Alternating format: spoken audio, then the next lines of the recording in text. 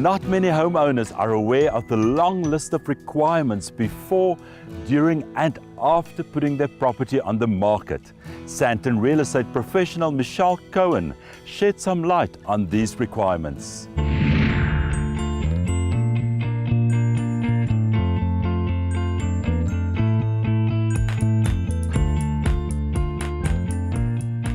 Michelle, welcome to All About Property. Thank you, Cornelius. Great to be here. Now we're talking about the seller's requirements before, during and after the sale of his property. Let's look at what he needs to consider before he puts the property on the market. I would imagine one of the first things is probably cancelling the bond. Do you want to chat to us about that? It's very important that the bondholder has at least 90 days notice of the seller's intention to sell. There is a penalty payable to the bondholder if the bond transfers or if the bond is cancelled, the property transfers to the other person prior to the 90-day period.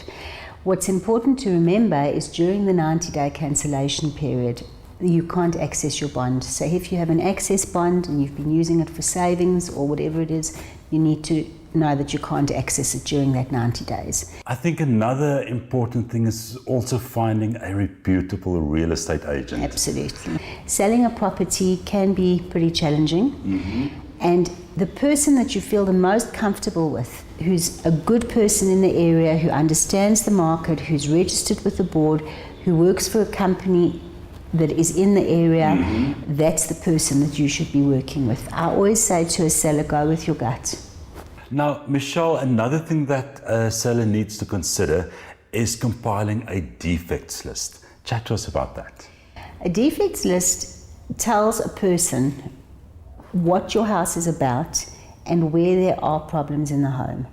You know, often someone lives in a property and they don't notice the damp in the corner or the stove where the one plate doesn't get as hot as the other. So I think it's important when you meet your agent to ask for it's called a disclosure document. And on that list, to take a week or two in your house and list all the things you notice. Write it down. It doesn't mean that someone won't buy your property, but it means that when someone comes to buy your property, they're aware of what they're buying. After the sale is transferred and the person moves in, they then walk around the house and they see, oh my goodness, this laminate flooring has lifted.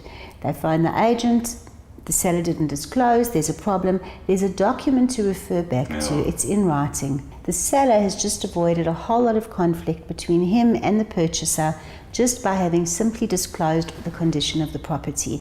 And talk to us about compliance certificates and why is it a good idea to have these done before you decide on an asking price? Look, the compliance certificate, the cost of the compliance certificate can get pretty hefty. If you've been in your home for 20, 30 years, there's probably some work that needs to be done to make the house compliant by today's standards.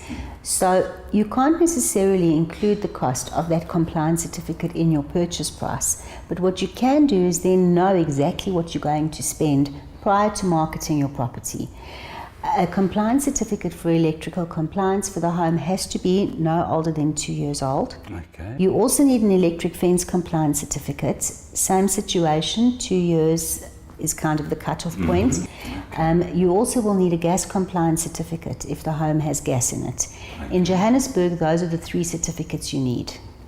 And speaking of asking price, I would imagine that's probably very important to really understand what is the price that you're going to market with.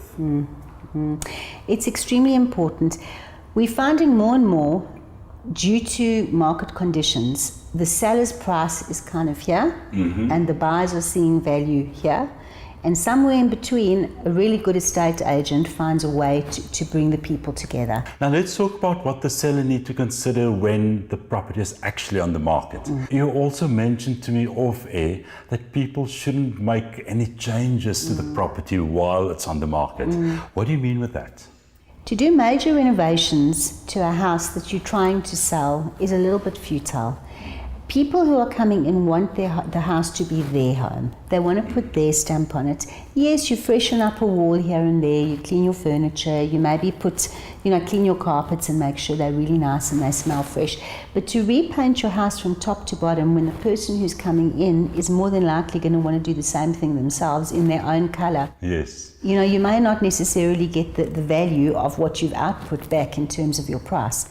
Now, let's say the seller receives an offer to purchase, a signed offer to purchase from an interested purchaser. Any considerations before he signs that offer? The most important thing really is if there's something in the offer that doesn't feel comfortable to the seller, he needs to query it and he needs to ask questions. Well, a lot of sellers aren't sure of the clearance certificates and they're unsure of how they're going to get their costs together to pay the 60 days clearance certificates to the municipalities or to their managing agent. So those are the kinds of questions that's important to ask.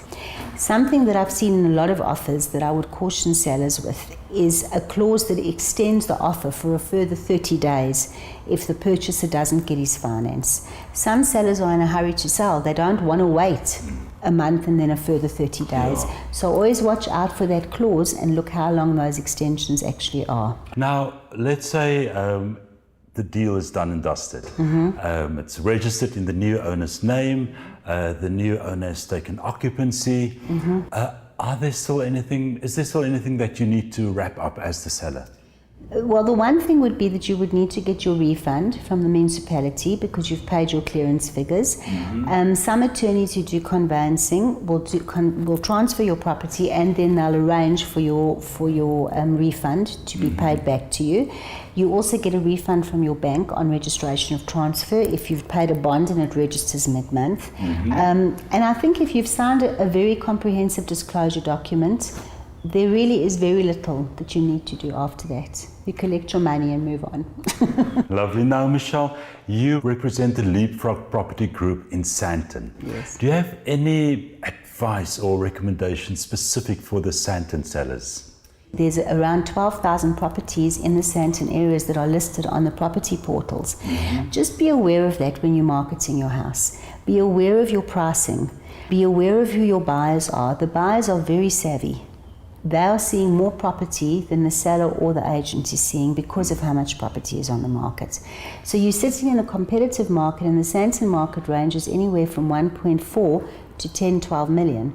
That's kind of portal based, what's on the web pages. So just know your market and don't overcapitalize and don't price yourself out of the market, because then you won't be a happy seller. Now, Michelle, why should sellers in Sandton list their properties with Leapfrog? Leapfrog is very established. We're over 10 years old, and the agents working at the Sandton office have been in the industry for quite some time. But we are the new kids on the block. We're very enthusiastic about the area. Our brand has been very well received, I must say.